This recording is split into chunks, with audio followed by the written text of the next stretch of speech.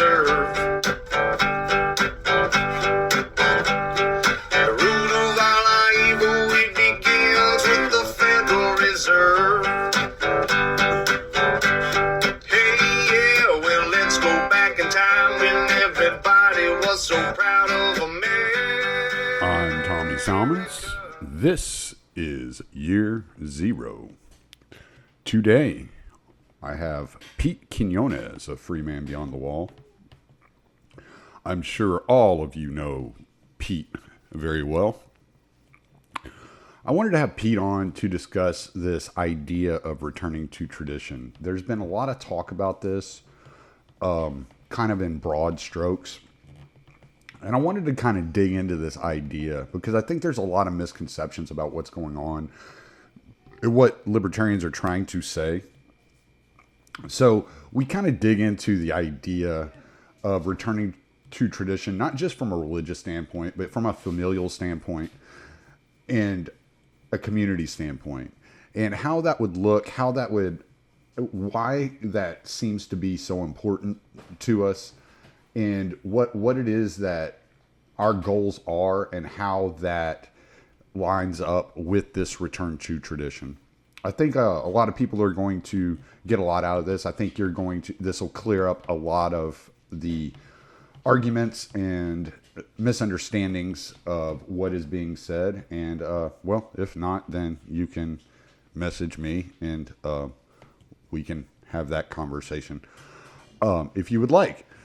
But first, as always, RyanBunting.com. For all of your graphic design needs, go to RyanBunting.com. Ryan Bunting is a great libertarian and anarcho-capitalist. He's also a great graphic designer. He designed my podcast logo and Pete Quinones' podcast logo for Free Man Beyond the Wall. So, go to RyanBunting.com for all of your graphic design needs and check out his book, Project Manicore.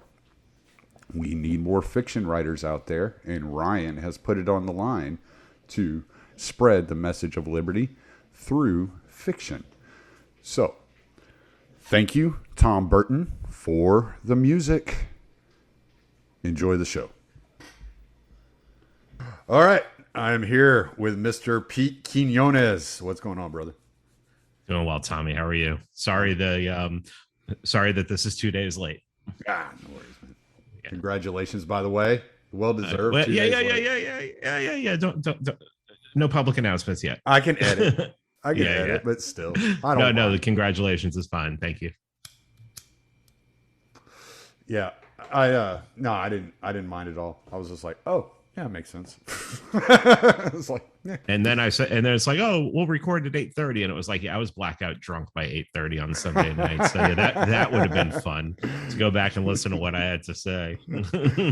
Damn, I missed it. No, but it's all good, dude. Well, this has been one of those conversations. Like, you and I were kind of we were chatting back and forth a while, probably about a week ago, kind of about this, and then I was like, well, and you were like, we could do a show about it, and I was like, all right. I still haven't quite figured out how to introduce it any better than one of the things I've been like focused in on since, I guess, 2018, whenever I started my podcast, is the language in which people talk about politics. And it really bothers me that there's this like kind of like this this religious kind of tone and tenor to the way they talk about politics. It's always been one of my, and so I did a lot of like critiquing on that in 2019, specifically talking about like the difference between a religion and a cult, or, you know, the religion acknowledges government as the prime authority, and a cult acknowledges God as the prime authority. But recently, especially since you did your podcast with Vin Armani, and I never can remember his new name now, so forgive me. Y'all, there's been kind of this whole underlying chat in the podcast world about religion, and it all leads to a return to tradition. And so I wanted to get you on to kind of talk about this return to tradition And through my knowledge and what I know of religions, and I sent you some notes on the way I'm kind of framing it, but I think I'm missing some things, and so I want you to kind of like hammer this out for me. Okay, well, I'm not going to be able to explain this as well as Vin does, but when Vin first started talking about this, one of the things that he started in on was the fact that look at the world now, all this stuff that's happening. COVID has basically changed the way people act, changed the way people talk, changed language. I mean, you have people saying trust the science. Trust and science don't mix. Science is to be verified. Science is to be challenged. It's not to be trusted. I mean, that's complete horseshit. And so it seems as if we're being taken down this path where what the hell, where it's like Newspeak from 1984. So Vin basically said, one of the ways you can fight this is to return to a tradition where everything is set in place, where there hasn't been any change in a long time, where the science is settled almost, but it's not science. It's culture, it's belief, and that is something that can help you, to ground you. Almost like if you're in a storm on the sea, and you can somehow find an island, no matter how big that island is, and you can get off and get on that island, well, now you have stability. Now you're safe. Now you're not going to drown unless the island goes under. That's sort of this return to tradition. Now, I know there's a lot of other stuff has gone on. I mean, I think a lot of people have started trying to use religious language. I think it was Adam Patrick who he may have been the one to say that libertarianism is Christianity without Christ. I don't remember exactly who said that. But yeah, a lot of religious language is also being thrown around because it's also something that a lot of people can relate to. And so, I mean, the tradition is just to find stability in a world where everything is in a whirlwind right now. Yeah. And like I said, that the religious language always gave me kind of the heebie-jeebies, man. It was like, I was like, oh, I don't know if I want to, I don't, that's not the path I want to go down. I've been, considering myself agnostic for a long time. I've had people try to correct me and say, oh, well, you sound more like a deist, or you sound more like a pantheist, or whatever. And I don't know. I've never looked into all this. All I know is I was raised Southern Baptist, and like what I learned is all my life, it just didn't line up with what I was seeing in the world. And I just kind of like, yeah, whatever. Like, I don't know. Like, who's to say? I don't know. I can't tell you.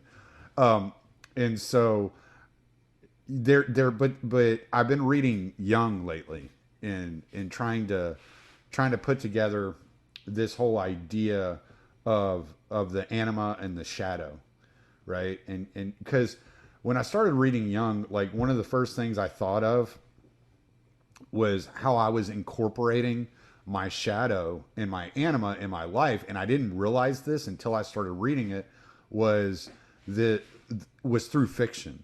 And that all my fiction writing, all my short stories, my poetry, and all these things I was expressing from my subconscious, and it was just like kind of pouring out of me, like a fountain almost at times. It was like me confronting like these inner, demons, like autonomous beings living within you, like whatever. And so I was like, well, this is interesting, because this is like an interesting way of getting to know how my mind works. But Jung has this tendency to mix all this religious, themes within his writing. And so I started seeing like how religion and politics were kind of like stacked, at least if not layered on top of each other, they at least overlap. Like just in the way that people are trying to build hope, you know, and a lot of Christians cling on to this ideology of Christianity out like in for a sense of hope. And then I was reading Crisis in Leviathan, and Higgs compared Christians to communists, and the idea of building a tribe together, right? And this communal structure that you get, you know, you have your brother in Christ or your comrade. So you kind of have this like tribal or communal situation happening. And I was, you know, so this, I've been reflecting on all these things, and I'm like, okay, so maybe I've heard Matt Erickson say it. And so like, I'm like, maybe he's onto something when he's saying that religion and politics are two sides of the same coin. You can't separate the two. And that's why you get this religious tenor in a lot of the political discussions. Well, I think that people who are religious will absolutely say that it infects every part of their life, you know, and that it has to be a part of everything.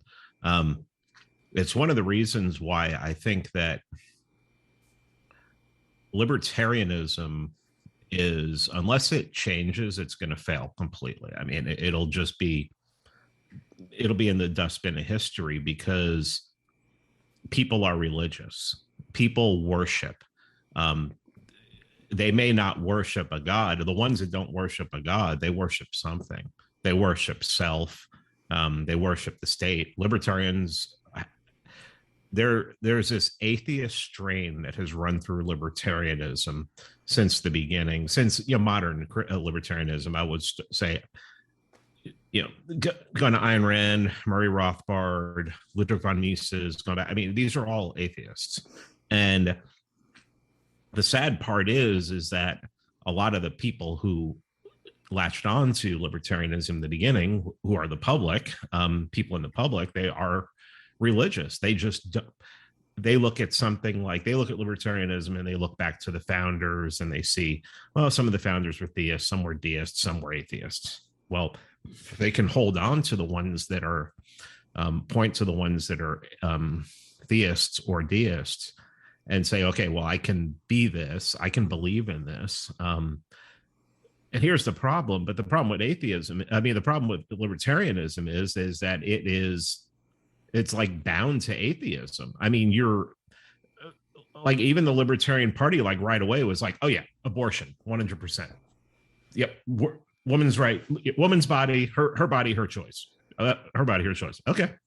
All right.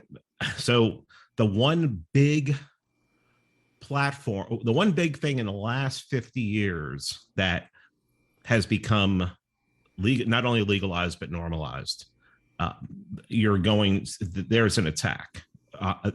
Libertarians champion it. Not only accept it, they champion it.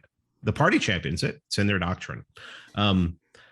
So you have all these people. They say over half the country is Christian.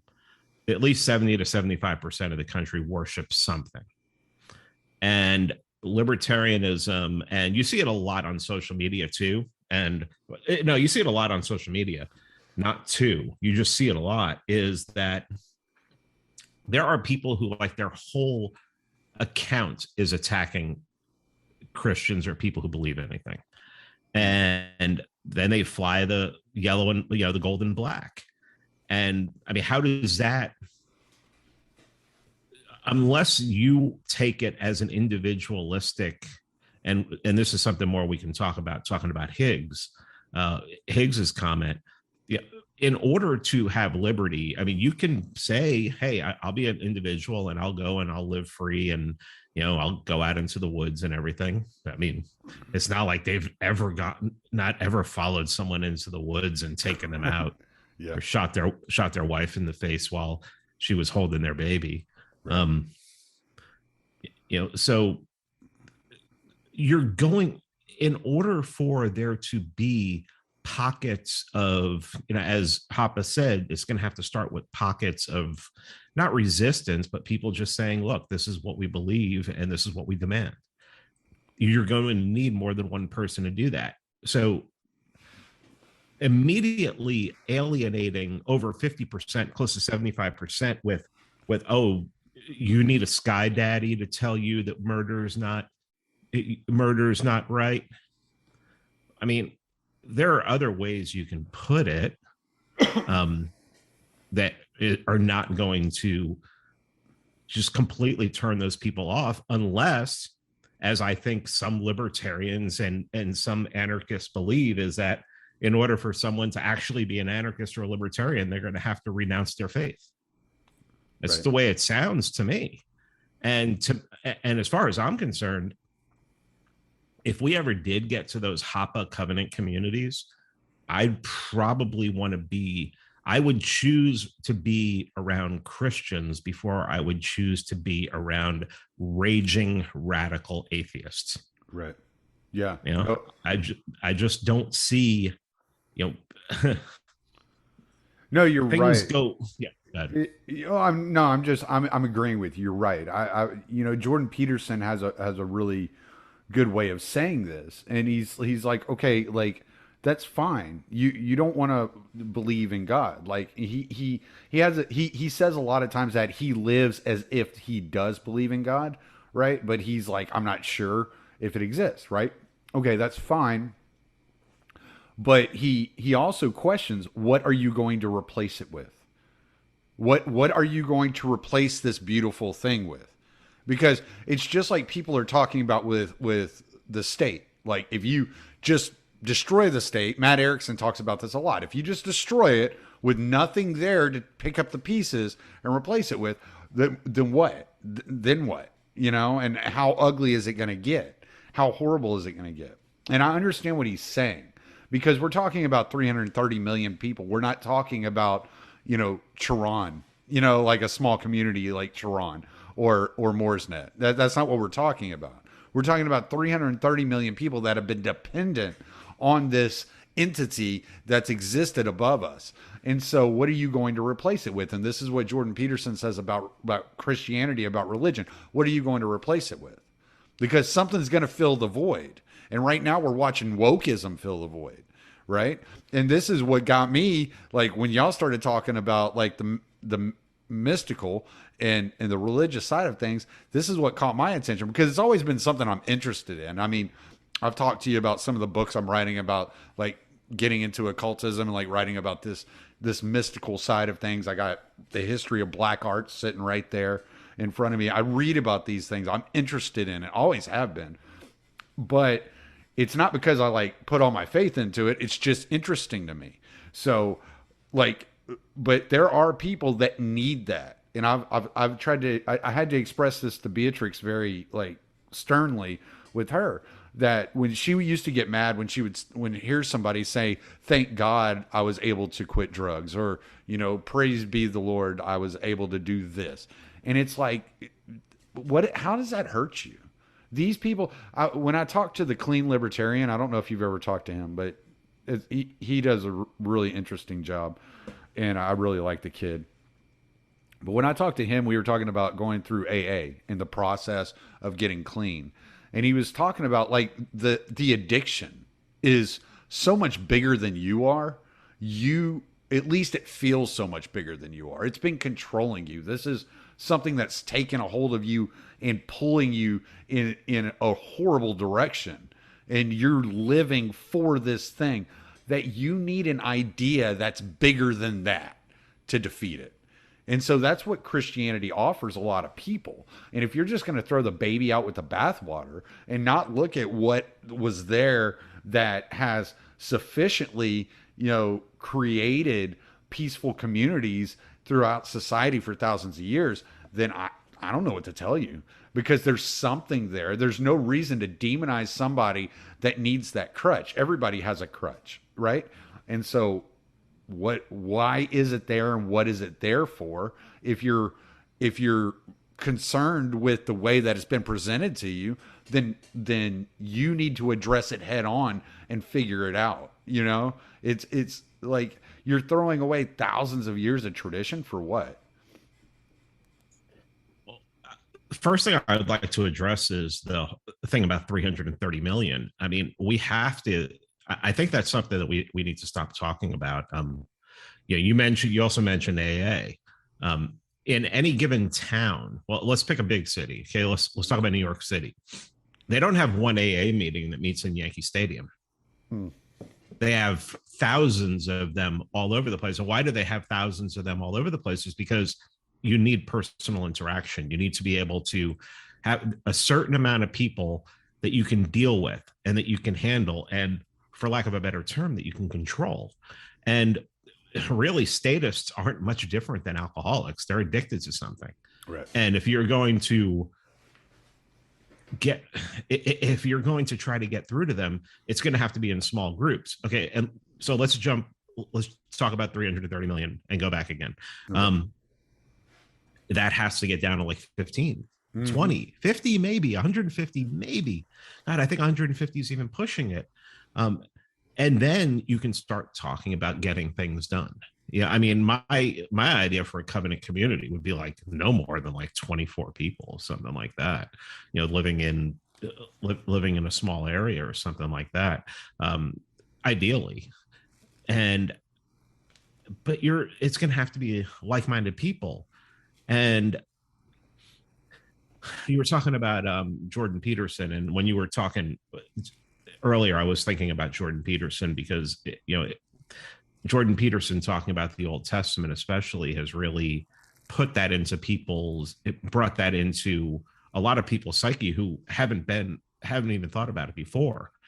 And you really have to look at like ideas of ages, turning of ages, or like the fourth turning, or just these stages that it seems humanity goes through. That why are people talking about religion? Why, when Vin started talking about the dim age, which is it's a metaphysical. I mean, we're not talking about something that you can actually, you can see it, but you can't, there's no proof for it. There's no concrete proof for it. You have no scientific method that's going to prove it. But why did so many people latch onto it? And why so many people who listen to my show who are libertarians, who aren't supposed to be into the mystical? Everything is supposed to be basically materialistic. Because it's saying something at a time when, first of all, people need to hear it. People are panicking. I mean, I've been in a panic for 18 months. It's just that having access to so many smart people and being able to, I guess, just having a good head on my shoulder and being in a good place that that I was able to get to where I am now. And I'm in nowhere near. I'm not Mr. White Pill. I go back and forth. I see hope, but all of the hope that I see is local. But why are people turning to the mystical all of a sudden? Maybe it has to do with the panic of the last 18 months. Maybe it has to do with the turning of an age. Maybe, I don't know. But to denounce it, to insult it, for people who their whole lives have been living by a certain code, and they haven't hurt anybody. I went on Craig Hargis's podcast, The Bad Roman, and he asked me, what did I think was the biggest problem with Christianity in the modern world? And I think a lot of people would have thought that I'd been like, because they're hypocrites. They tell you not to sin and then they sin. Well, if that's what you think, you're an idiot. I mean, if that's what you think, just go to hell. I mean, really, metaphorically or realistically or in reality, because that has nothing to do with it. I mean, the basic teachings is that if you understand what Christ symbolizes in the Bible, then you would know how stupid an argument that is. My problem with Christianity is why aren't there more Christians who just abandon any faith in the state? Especially when you're told that you only have one king. I don't care if there's 8 verses here, or there's 3 verses here, or there's telling you to pay your taxes and everything. I don't believe in biblical inerrancy, so those could have been added in the 3rd century or the 4th century when Constantine made it. Who knows? There are books out there. Bart Ehrman's a really good one to show this. There are books out there that were kept out of the Bible when they came up with the 66 books. You go into a Catholic church, you're going to open up the Old Testament. You're going to see books that you don't see in a Protestant church. How do you know, other than, let's come back to it, tradition, that these are supposed to be in there? You don't. It's just tradition. You can't prove tradition. You can't prove that those. I mean, the Bible said. I mean, I think it's in 1 Timothy where it says that all the Word of God is in it, is all God breathed, which is supposed to mean inerrant. Well, I mean, I can tell you that I'm the Prince of friggin' Denmark. I can't testify to myself like that. Right. It doesn't make any sense. But I don't understand. I don't understand why there aren't more Christians who abandon faith in the state and want to build something different. And I don't understand why atheists over here have to really, what I think is like, tear down their most natural ally. Somebody who believes in family, and says that they believe in family over the state. And all you have to, maybe you just have to show them a little bit, talk with them. Especially, I mean, another thing that really pisses me off is like libertarians who think that that are still living in 2008 and 2012. They're still fighting the Ron Paul. They still think we're in the Ron Paul revolution. They still think that applies after Trump, after COVID. No, things have changed. The culture has changed. A lot of things have changed. Yeah, no, absolutely. And this was one of the things I had told you, like in the notes that I sent you. I was like comparing what we're seeing in modern times to the Tower of Babel, like this creation of the center of the world, this utopia that man is trying to create. And I think people like you and I, or Vin, probably more so Vin, he's a little bit more in touch with the mystical side. But I think what we're looking at is a situation kind of like Israel looked at whenever they were worshiping Baal and then everything went to shit. And they were like, okay, we repent, that type of deal. And they turned back to God. It's kind of that situation where we're looking at this and we're going, okay, in the 20th century, rationalism created fascism and communism. This rational scientific mindset. Like man was not able to create utopia. What man created was horrible. And anytime man tries to replicate God, I have a book I'm listening to on Audible right now.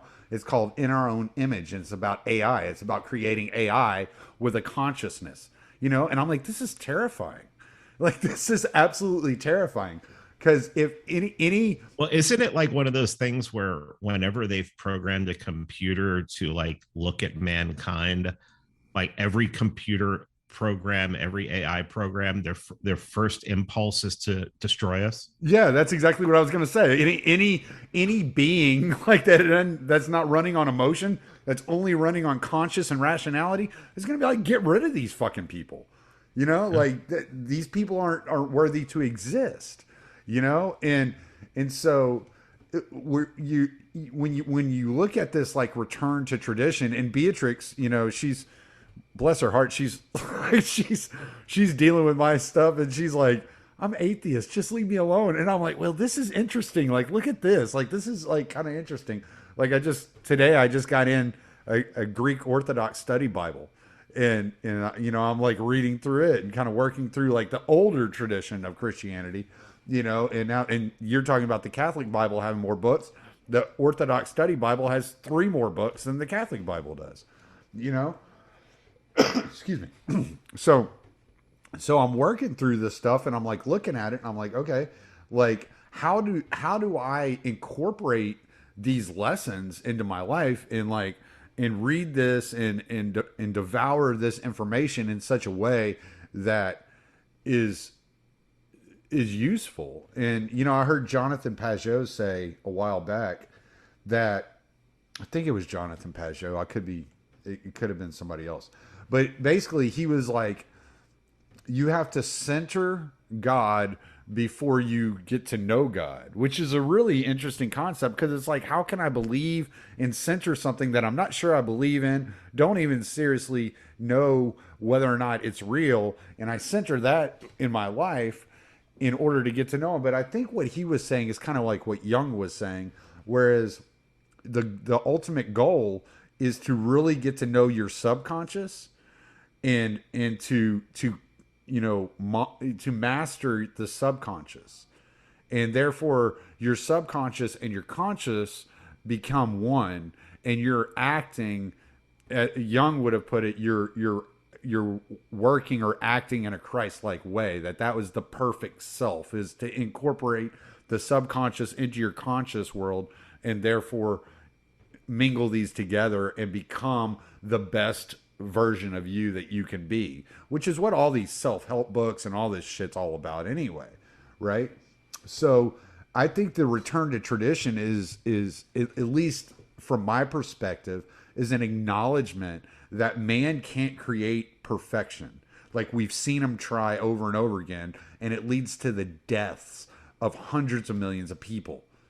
And so we're like, okay, so if man can't do it, then we have to acknowledge that this collective unconscious, this thing that creates the archetype, is something worth clinging on to, and we have to get to know that.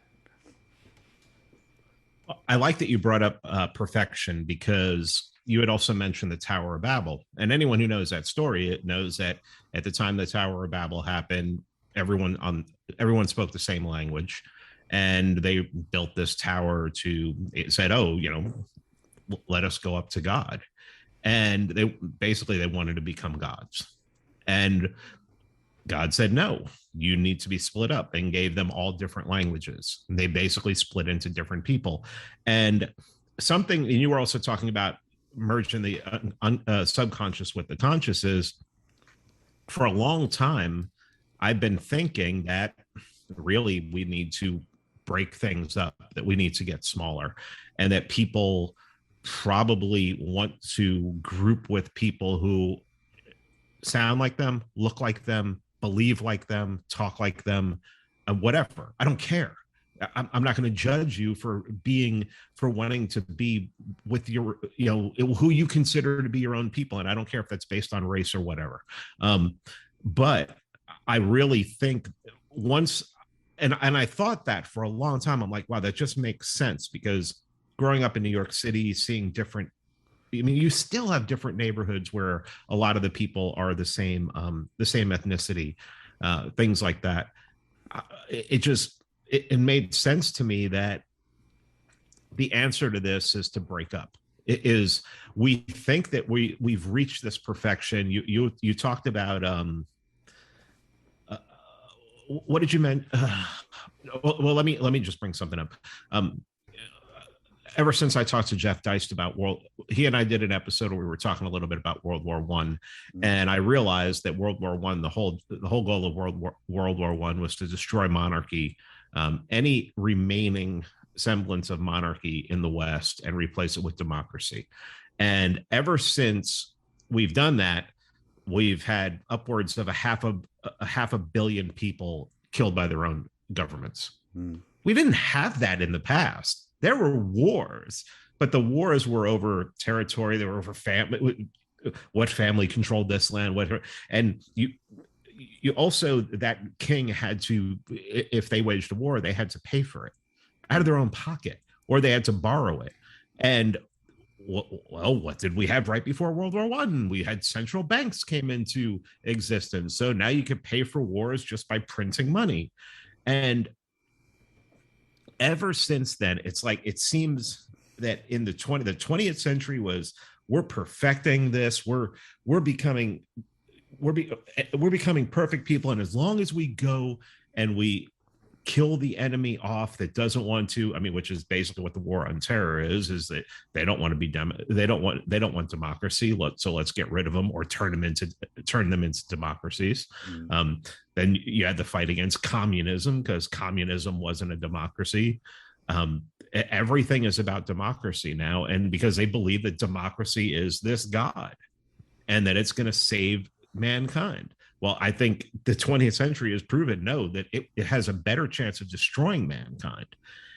And I really honestly believe that what it leads to is, and you even hear libertarians maybe not explicitly talk like this, but in their fighting against like Hoppa's covenant communities, in their fighting against people wanting to do white or black separatism or Asian separatism or whatever, is they're fighting to keep this going, this century of friggin' murder and slaughter and death and friggin' the worst, some of the worst shit. 2 bombs dropped on 2 cities in Japan, on a country that had already said, yeah, we're ready to give up, just to prove a point.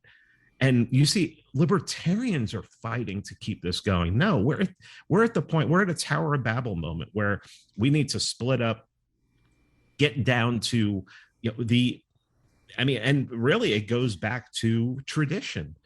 What is more traditional than being around people that you want to be around, and having them judge you rather than 12 strangers who are, that always bothered me about the whole democracy thing. And, oh, you're going to be judged by a jury of your peers. Really? I'm going to be judged by 12 podcasters?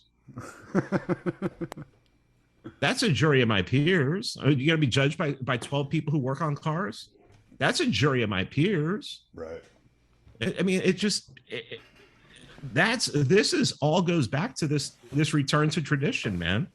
It's you want to be surrounded by people who think like you, believe like you do, respect you, love you, and somebody's vote 3,000 miles away, who you're never going to meet, who believes that babies can be born and then have a hole drilled into their head and have their brain sucked out after 9 months and 1 day.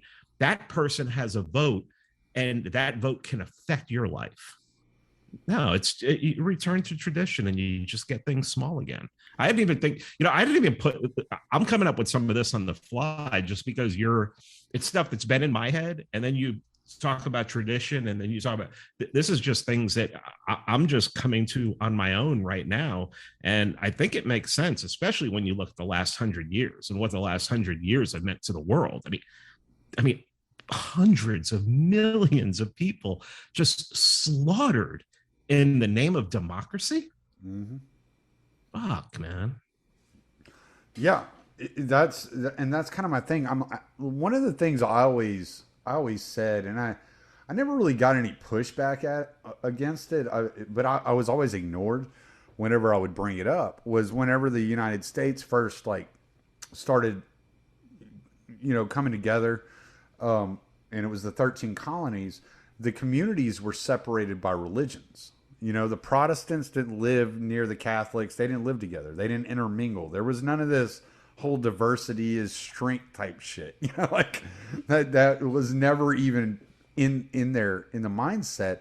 And that went on for decades. I mean, you watch any, mafia movie from describing the 20s, and you see the Sicilians and the Italians and the Jews and the Irish all separated. They all separated by who they identified with. So what you're saying makes a lot of sense, and it seems to be the way that people organize normally, would just traditionally organize. I've been pushing a lot. One of the things I've been pushing a lot is we need to get back to large family units. Get away from the nuclear family, get back to the large family structure with the grandparents, the uncles, the aunts, and everybody, working together. maybe that's just some dream I have because I don't get along with most of my family. So it's not that I don't get along with them, but I couldn't live near them. So, but so maybe I just, I'm trying to create this perfect family in my head that I wish, existed, and I wasn't the black sheep. So, but that's something I really think about, because even those times that you disagree with family, at least a functional family, you there's this underlying respect and care and love for each other that you understand. Okay, well, like, whatever, we went outside and we bloodied each other up a little bit, but let's go have a beer and everything's good, and so I look at that. I look at that traditional kind of community, and I think that's why I moved. I think that was what was pulling me for so long to get out of Houston. Like, with living in a city like Houston, even on the outskirts, I lived in Katy, I lived in Cypress. I didn't live like in Houston proper, but it's all kind of gets swallowed by this beast that is Houston, and you never feel like you're part of anything. It's just a ton of people running over each other to get a leg up. And so for years I wanted to get out of there. And there was just this pull on me. Like, when I joined the military, a lot of it was to get out of Houston. It was like, I want to take care of my family, and I want to learn a trade, and I want to get out of this fucking godforsaken place that I hate so much. And I kept getting pulled back in because there's a lot of work there. It's really easy to find jobs. And when I finally got to a position, 6-7 years ago now, that I was able to get out of there, it was like this huge relief. It was just this lifting off my shoulders of all this pressure, all this stress, that I was able to get to a town of 2,000 people and deal with only those 2,000 people for the most part, and so I look at that and just the way that I reacted to it. And for the longest time, I thought maybe I was just a different kind of person. Maybe that's just me. But the more I talk to people, the more I realize they all want their own little tight-knit community. They like the accessibility of the conveniences that cities offer, but they still just want that tight-knit community. They don't want to be caught up in the hustle and bustle of 6 million people.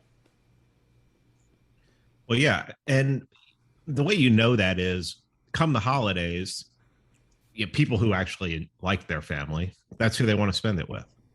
They may, there were a couple times when I was growing up, we would go and donate some time, like to feed the homeless or something like that. But at the end of the day, on a Thanksgiving, we were with family, and that's what we want. That's what we wanted to be with, and that's who you're with on the holidays. And what you were talking about, the extended family.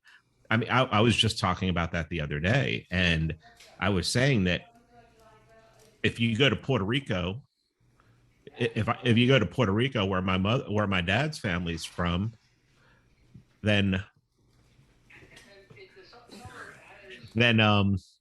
you have like 3 generations living in a house, and that's not something that you see anymore in the United States. I mean, as a matter of fact, it's like one thing that I said more than anything is, I said, do not, I don't care what you have to do. I don't care what you have to sell. I don't want to die in a fucking nursing home. Yeah. And that's what people subject their fucking families to. When my mom was dying of cancer, we could not take care of her. I mean, we had no home space to take care of her. So we found a private place. We found a place that was, it was insanely expensive, and we basically broke ourselves in order to do it. But we found a private place that we could go to every single day. There was like 3 other patients in there. It was a private home, basically turned into a place. And it was important to us that she be taken care of and have us there, and have somebody who would treat her like family and everything. And I mean, we just become a society where it's like, oh, grandma can't take care of herself anymore. Just throw her in there. She'll be fine. The storage facility. Yeah. It's a human. Yeah. I mean, it's basically the Matrix. You're just putting them in a pod until the battery runs out. Right. And yeah, it's really, I mean, honestly, libertarians and anarchists who believe that modern, this whole modernism thing, this whole, just look how cosmopolitan I am living in a big city. Look at me. I live in DC and I make my living working at a think tank and everything like that. That's not, you're just playing to it. You're feeding the beast. And the only way to do it is to separate. The only way to do it is to get around people that you want to be around.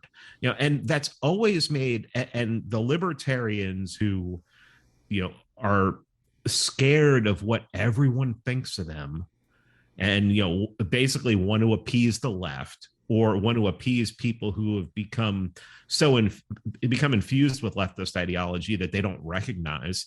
They think that that's racist, that's all these different things. No, it's just friggin' human. And it's been human since the dawn of time.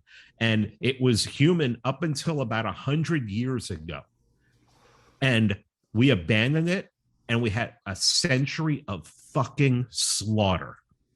A century of governments just starving their people to death, killing them, firing squads, just fucking the worst shit we've ever seen, shipping our fucking parents off to fucking warehouses to die. And I mean, and you think that that was people, democracy and this modernity, you think this is like, because you have fucking air conditioning now? Yeah, because you have medicine. You have medicine that can medicine. Good luck with that. I mean, I do not know how people don't fucking see this. That they don't see that once we abandoned tradition, and let's just say traditional families, how fucked up everything got. Mm-hmm. I mean, it's like literally, it's like everybody's like, oh my God, you could have died. You died of dysentery in the 1800s. It's like you die in a firing squad in the 1900s. It's like I'd rather take my chances with nature than the monopoly on violence. Yeah. Plug Amazon Prime. Definitely. Great documentary. So much of the focus of my podcast is to point out abuses of power and how bad things have gotten and the direction in which we're heading as a society. And it can be a real black pill.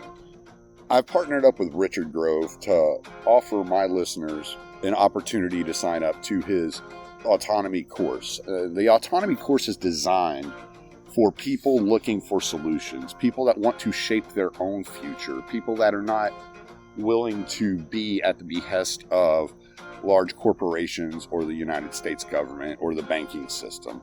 The Autonomy Course is designed for those of you who wish to have complete control of the reins of your life, who are looking to be successful, to thrive and not just survive, to provide for your family by utilizing your existing skills and learning how to market and sell those skills in order to be your own boss, or learn new skills in order to leverage that into a new career opportunity. So if there's a job out there you've been trying to get or you've been wishing you could get, but you just don't have the skills for it, the Autonomy Course is the place for you to start, to learn how to land that position, to learn how to market yourself better, to gain confidence, and to be surrounded by a community of like-minded people that will encourage you and help you along the way. So use my affiliate links and go check out the Autonomy Course. It could be right for you. But hey, I think these libertarians, I think they're so cosmopolitan, they're so comfortable in their own skin. Like, can you imagine a peasant in the 1800s having the time to sit around and think? Like, that wasn't their daily life. They didn't have time for that. They were worried about surviving. They didn't have time to sit around and theorize and get into philosophy and then tell everybody how philosophically evil the state was. The king sucks if he comes around and starts banging on your door. Otherwise, you don't worry about him. You're worried about living. You're worried about survival. And these people are so, and that was one of the things I realized when I moved out here to the country. I was like, had romanticized the country, and I still do, because I love living out in the middle of nowhere. I love it. Hello, Boogie.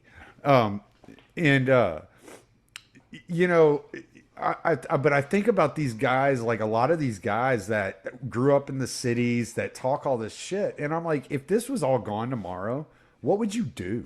Like, you would have nothing. I talked to I was talking to some friends of ours, well, some friends of mine, and Josh Childress, a friend of yours, the other day, just on a private call. We were just all like Skyping and just got together and just wanted to chat. And I was telling him about what it's like being a truck driver. I was like, y'all are talking about like, we were talking about raising kids and being part of the children's lives and how important that is.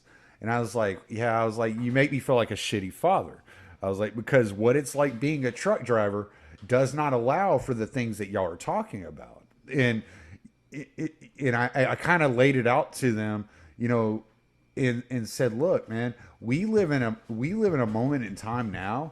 If people like I didn't bargain the time with our kids for that life, for that condition, that money, that monetary value, even though I didn't know better at the time, and I know better now, but look at it now. It's 20 years later. It's like, all right, like, what can I do? I can't turn back time and redo these things.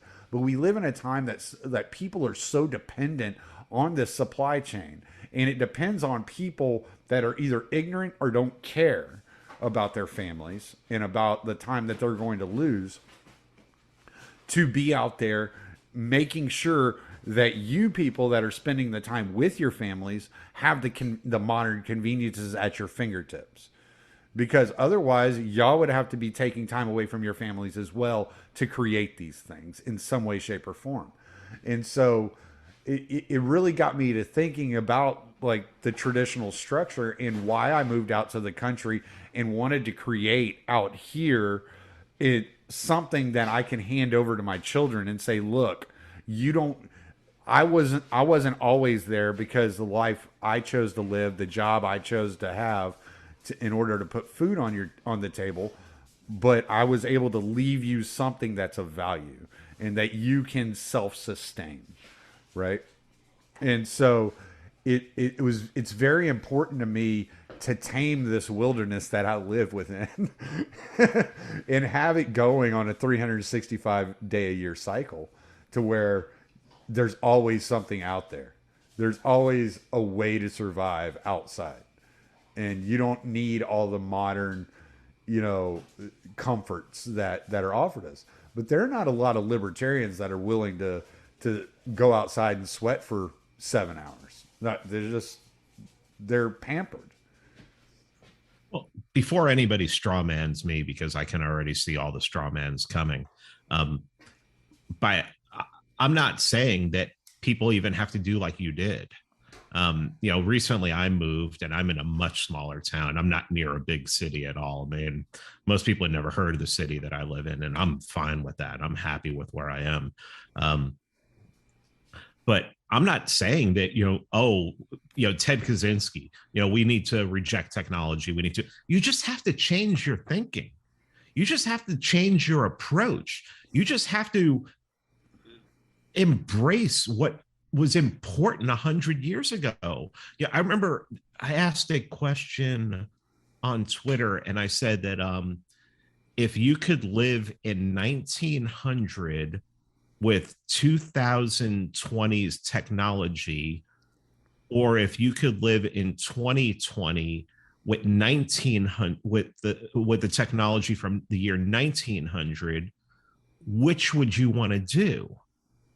And most of the smart people, I think, at least in my opinion, said that they would rather live in 1900 with today's technology. Now, of course, you had these fucking libertarians that are like, oh, so we're going to have H-bombs? And fuck you. God, I fucking can't stand you people. I'm not talking about that. I'm talking about like dental. I'm talking, like the dental work that we have now, and, and air conditioning and things like that. Go fuck yourselves, all right? You fucking people who have to fucking straw man everything to a fucking ends. I'm talking about tradition. I'm talking about a time when family meant something. Right. When people maybe I'm sure there were a lot of shitty parents back then. I'm sure there were parents back then that forced their kids to go to church, maybe even beat their kids. I'm wondering what's worse. Today you just have parents that don't even pay attention to their kids. They just drop their kids off on the state, and just say, hey, here, raise them, or babysitters or whatever like that, things like that. I'm talking about like really taking family back into consideration, and community. Community is probably the most important thing. I mean, I lived in the same place for like the last 10 years. I can't tell you the neighbor across the hall's name. The guy who lived above me, he lived there before I did, and he still lives there. I can't remember his name. I was there for 10 years. I mean, what does that tell you about me? And I'm the one talking about this stuff, but I've been here for less than 2 weeks, and I've already gotten to know a bunch of my neighbors' names. They already know that they can knock on the door for anything. Right. And yeah, I mean, that's just what's important is, if things start going really, really south, you're going to have to be able to rely on people. And if family's not there, then neighbors are going to be there. I don't see how liberty works, the kind of liberty that people talk about. I mean, especially if you're talking about anarchism. I mean, could you imagine anarchism with people who don't really believe in morality? Like they're like, oh, it's all subjective. I mean, and I'm not saying that you have to be religious. I'm saying that you just have to respect the fact that, like, they're like the people who are like, oh, well, if there were no laws against murder, people would just murder. It's like, well, where do you think those anti-murder laws came from? Right. Do you think they just, well, actually they did just fall out of the sky, but yeah, they just fell out of the sky, right? I just don't know I don't know how to express to people that up to about 100 years ago, people believed certain things, and the world was, you didn't have governments just mass slaughtering their people. Yeah. And now you have governments mass slaughtering their people. And not only that, you have people who live under those governments, who are oppressed by those governments, who are kidnapped by those governments. You have people who are stolen from by those governments. And when those governments go halfway around the world to kill people who are going to have families that are going to end up hating you because you live under that government, people cheer it on. Yeah. I mean, and at least back in the days of the king, everybody knew that the king was not really legitimate. It's like they had a sense that it's like, yeah, why does this guy have all this? Right. I mean, I'm sure there were some, but the average person can just be like, well, why does this person have all this? But they had to toil and sweat, and they had to work to live. Right. I mean, I don't get how people do not see that. To try and wrap all this thought up, and so much of this is just stuff that is coming right off the top of my head, is that it's like we got to get smaller, got to concentrate on that. I mean, I just did a live stream, and we talked about HAPA's What Must Be Done, and getting involved locally, and working with Andrew from Popular Liberty, who has some ways to absolutely, he's going to be talking about soon some strategies for absolutely neutering your local government, to where the fact that your local government, you can neuter them if they're oppressive. And just going back to the thought that, just getting away from this thought that everything modern is good, that, oh, everything is progress. Everything is not progress.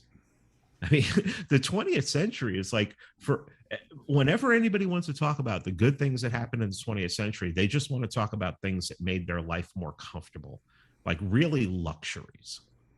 They don't want to talk about, 5-year plans in China that killed millions upon millions upon millions, and gulags and Pol Pot and war after war after war, when we're the best people who know that really those wars are waged so that other people can, so that a very small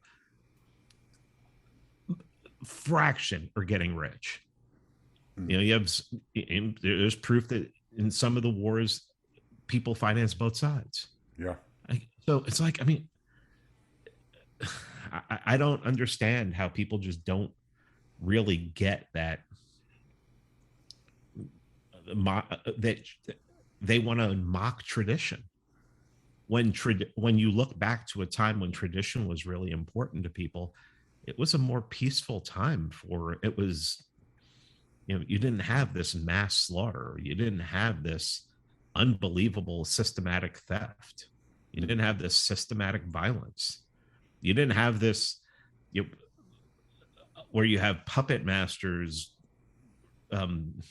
making one group of people hate another group of people, or just coming up with ridiculous ideas like critical race theory, or any of this insane, how genders and things like that. I mean, it just,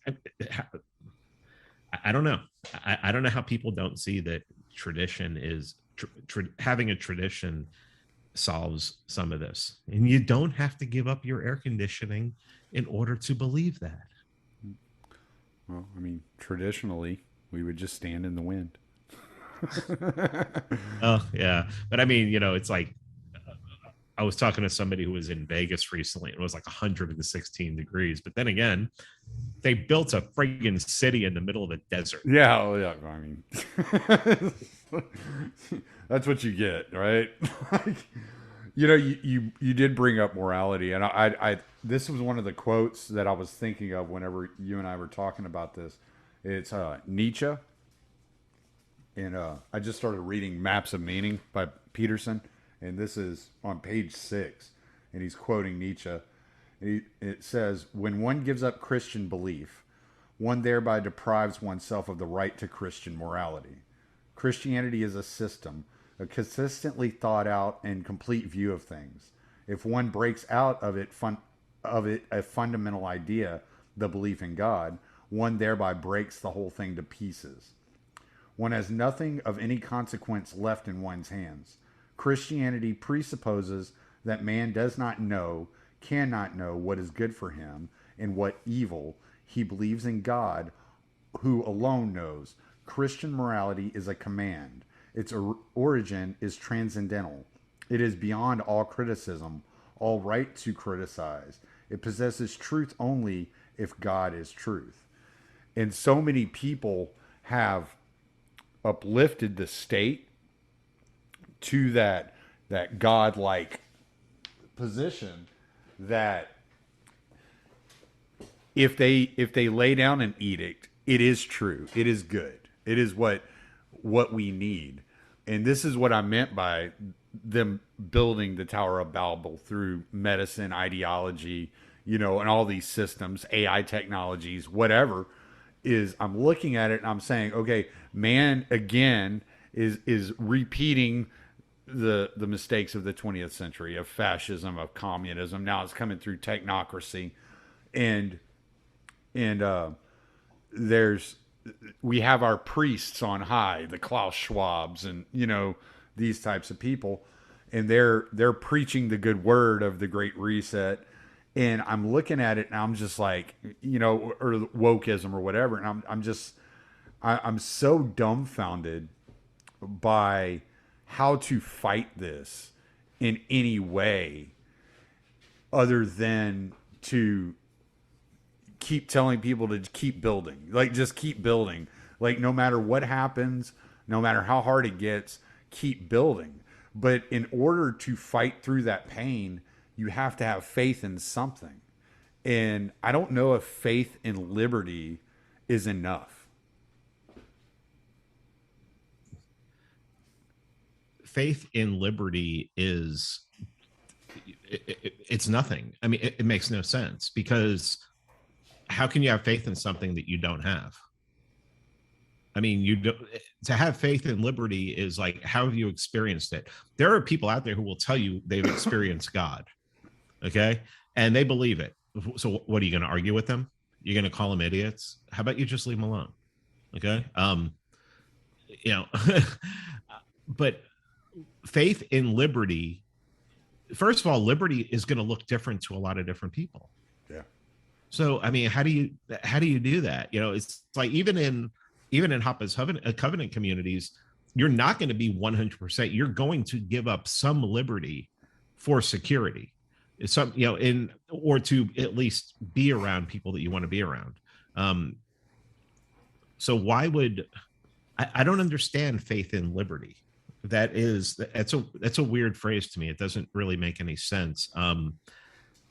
Maybe I'm saying it wrong, but that's just kind of the way I kind of take what they're trying to get at. Right. Yeah. And and it's actually a really good term. And if you coin that, that's really good, because it's meaningless. It doesn't really mean anything. It's like having faith in something that, like, it would only be individual faith. And liberty can be individual, but it's really, yeah, this goes back to the whole thing of, you know, are we individual beings, or are we herd animals? Yeah. And I mean, I tend to think we're herd animals. I think that, and I think that that's in our nature. We tend to want to be around other people, and but we also tend to want to be around people who think like us. Mm-hmm. There are people out there who want to be left alone, that live by themselves, or just live with one other person. It's funny, I think I was listening to No Agenda, and they were talking about how, like, some of the cheapest houses you can buy are houses that people had, like, built remote, and then, like, a couple went to live there, and it's like they always end up, like, getting divorced. So, like, so Dvorak, who's, you know, the co-host with Curry, said the house that he lives in now is actually, that house is a house that, like, some couple built in to go live remote, and then they ended up getting divorced, and they abandoned the house. They sold it to him for a song or something like that. But yeah, you need an outside enemy for both of you to gang up on. You can't leave yourself without an enemy, then you'll end up fighting each other. Yeah. So but yeah, I mean, I just, you know, liberty's going to mean something different to everyone. And I mean, really, what do people think liberty looks like? I mean, I forget who said it recently. This is something I tweeted a couple of weeks ago, and I was like, you know, like, freedom is not, like, anarchist society is not going to look like you think it is. And I was talking to everybody. Like, I read Voltairine de Cleyre, her essay on anarchism a few years back, when Sherry Voluntary introduced me to her, and that changed my entire perspective on what an anarchist society would look like. Just completely. I was just like, oh, this is more like mutualist. This isn't anarcho-capitalist. This is mutualist. And when people, like, downplay what's going on in Tehran as communist or something like that, I'm like, you people don't understand. You just don't understand. You know, you got a group, a small community of people that have kicked out the cartel and the state. How are they on an individual basis going to defend themselves against the cartel and the state? They can't. They got to work together. Yeah. You know, and I was just thinking about something that you mentioned, and this is a term I think we all use, is what would an anarchist society look like? Maybe that's the wrong phrase. Maybe we should be saying, what does an anarchist culture look like? Because that's what it's going to be. It's going to be a culture. You're going to have, and why do I say culture? Because it's something that you're going to have to share with other people. And that's the only thing that makes sense. And I just interviewed a documentary filmmaker, Matt King, who made a 20-minute documentary on Sharon. He actually went down to Sharon, and we used it in Monopoly on Violence. There's a clip of his documentary, and it shot in Sharon itself. And you know what he said, something that people don't know, is that it wasn't even the men that kicked the cartels out; it was the women. Yeah, it's like, oh, okay, all right, you know. So I think it's culture. Came out there with brooms and start beating these dudes. Yeah, yeah. I think it's I think the term maybe we should start using is, if your goal is no state, is no central planning, maybe it's anarchist culture we should be going for. Because we have a society now, and the society is split up, and it's a bunch of individuals. It's people who don't agree with each other. It's people who are just warring with each other, you know. And you know, politics is war by other means. So it's like you literally have a society of war. Maybe it's culture, because culture is something that people share. And maybe that's the better term that we can look for people who want anarchism. And yeah, I'd love to see anarchism, but I believe that in my life, if anarchism was a location and not an experience, then what that location is going to look like, it's going to look like a lot of people, is all the people in there are going to be like-minded. And I almost think that it demands that in order for it to work. You know, that's really interesting that my mind started turning on that fact that it was the women, because I knew that, but like whenever you just said it, it reminds me of when Jordan Peterson was getting interviewed by Kathy Newman, and he said she was possessed by her animus, right? She got possessed by the animus. And so, like, the way Jung breaks it down is a man is internally he embodies his idea of the archetypical female, and a woman embodies her idea of the archetypical father, right? So when it's like kind of like that mother bear instinct, right? Like a mother bear is all cute and sweet up until you like threaten her cubs type deal. And so I'm wondering, like, it kind of gets me thinking about propaganda and the way that propaganda works, and that it's always an attack on the emotional. And this whole idea, like that Quincy says, that white women must be stopped. Maybe they shouldn't be stopped. Maybe they should be converted. Maybe we just need more mama bears on our side. Well, I mean, it's also a different culture down there. Yeah. It always comes back to culture. I mean, really, it's what did the mama bears up here do in the last 18 months? Well, there's something in the air that's going to kill us.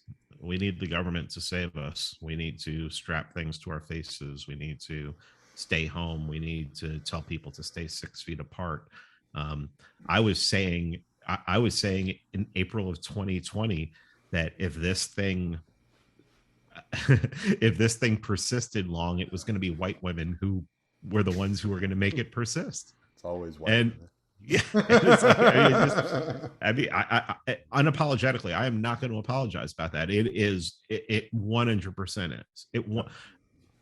It's just it was so rare meeting somebody, and of course I'm only talking about big city now. I'm talking about Atlanta, but Atlanta is the South, where you would meet a white woman who hadn't embraced it. Yeah, 100%. Yeah, but it was, One of like the- I said, it was sold, it just like everything else, it was sold with emotion. It wasn't sold with facts. They didn't sell it with facts. They sold it with emotion. Your children are going to die. Your grandparents are going to die. Your mom's going to die. Your dad's going to die. Like it was all based on emotion. Women react emotionally, and then their animus comes out in anger and in an emotional time. And they act. I mean, if you've ever been in an argument with a female, which I'm sure you have, you're like, when she squares up to you, you're like, wait, what? She's like, what did you just do? You know, and so it's just one of those things that internal father that they embody, that archetypical father that they embody, it comes out during these emotional times. And that's why I say we should convert them. We shouldn't stop them. So Yeah, you want the best soldiers on your side. definitely, But, definitely, and yeah, they never so- stop. So, but hey, man, So I let's guess call it quits. yeah. It's been over an hour. I don't want to keep too long. We're going to bore people because there are a lot of things that we talked about, and that I could have gone in many different directions, and I'm like, no, let's just stay focused. You know, so I'll text you off air about those things, and we'll see if we Sure. can work something else out about it. But this was fun, dude. Plug away, whatever else, closing statements, all that good jazz. Yeah, Free Man Beyond the Wall podcast. My Substack is petequinones.substack.com. And that one has really blown up. People seem to really like the Substack a lot. Surprised people actually read stuff that people write anymore. You can't get anybody to read the friggin' forward to a book. And, people are actually going to Substack and reading, which is really good. Yeah, phone It's hopeful. That's a white pill. A phone book would be interesting if you wrote it. Yeah. Stop. And that's it. We mentioned the documentary that me and my friends made, The Monopoly on Violence. It's on Amazon Prime, and go check it out. So I think anyone who's listening to this will probably recognize at least one or two people in it. Yeah, right. All right, man. Well, I'm going to stop recording. If you're gonna play this game of pick and choose, well, it's a game that was made for you to lose. It doesn't really matter how many times, it's the same old worn out stories, same old lines. They're all pointing dirty fingers in hypocrisy, bragging on their feats of mediocrity again. Never really making any kind of change, but they keep on getting re-elected, and I find that strange. And that's why I say fuck them, don't feed them, cause we don't even need them. I never celebrate the tyrants that have taken our freedoms. Yeah, I said fuck them, don't feed them, cause we don't even need them. I never celebrate the tyrants that have taken our freedoms. What's it gonna take for you to see that we're living in a rigged democracy? People stand in line for the things that they've been choosing, paying no attention to the rights they keep on losing. But they all gather in the rallies and they chant their names, on goddamn well that it's all gonna be the same. Just 4 more years of war and taxes, 4 more years of them grinding down their axes. And that's why I say fuck them, don't feed them, cause we don't even need them. I never celebrate the tyrants that have taken our freedoms. Yeah, fuck them, don't feed them, cause we don't even need them. I never celebrate the tyrants that have taken our freedoms. Cause we don't even need them, we'll never celebrate the tyrants that have taken our freedom. Fuck them, don't feed them, cause we don't even need